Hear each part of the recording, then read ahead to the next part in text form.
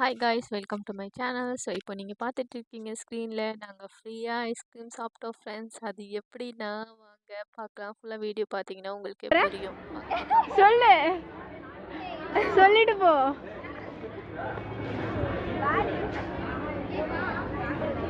ஏ வேணாம்.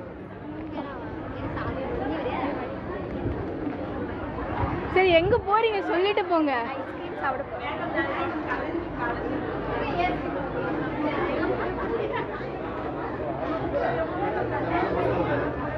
ஏ தீபிகா